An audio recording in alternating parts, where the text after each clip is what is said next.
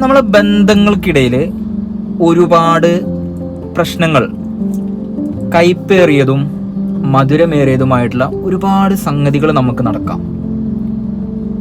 അതിൽ നമ്മൾ പലപ്പോഴും ചെയ്യാറ് കയ്പേറിയ അനുഭവം കിട്ടുന്ന ആളുകളെ നമ്മൾ അവോയ്ഡ് ചെയ്യും.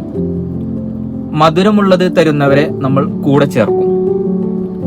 ഒരു കാര്യം നമ്മൾ ഓർക്കണം, നമ്മുടെ ബന്ധങ്ങൾ എന്ന് പറയുന്നത് ഈ നാരങ്ങ ഉണ്ടല്ലോ, ഓറഞ്ച്, അതുപോലെ ആയിരിക്കണം. ആ ഓറഞ്ചിന്റെ തൊലി പൊളിച്ചു കഴിഞ്ഞാൽ അതിന്റെ അല്ലികള് കൂടിച്ചേർന്നിട്ടായിരിക്കും, റൗണ്ടിൽ കൂടിച്ചേർന്നിട്ടായിരിക്കും ഇരിക്കുക. ആ ഒരു ഓറഞ്ചിൽ തന്നെ ഓരോ അല്ലിക്കും ചിലപ്പോൾ നല്ല പുളിയുള്ളതുണ്ടാവാം, നല്ല മധുരമുള്ളതുണ്ടാവാം, ചിലപ്പോൾ മധുരവും പുളിയും ഇല്ലാത്ത വെറും ഒരു വെള്ളത്തിന്റെ ചൊയ മാത്രമുള്ളതാവാം, പുളിയും മധുരവും ചേർന്നതുണ്ടാവാം. മനസ്സിലായില്ലേ?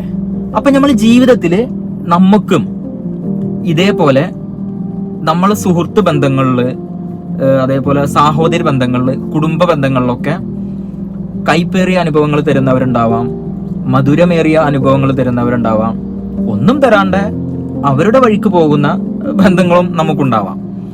അപ്പൊ പറഞ്ഞു വരുന്നത്, കയ്പേറിയ അനുഭവങ്ങൾ അല്ലെങ്കിൽ അനുഭവങ്ങൾ തരുന്നവരെ ഒരിക്കലും നമ്മൾ മാറ്റി നിർത്തരുത്, കൂട്ടിച്ചേർക്കണം. നെല്ലിക്ക ആദ്യം കയ്ക്കും പിന്നീട് മധുരിക്കുകയാണ് ചെയ്യുക.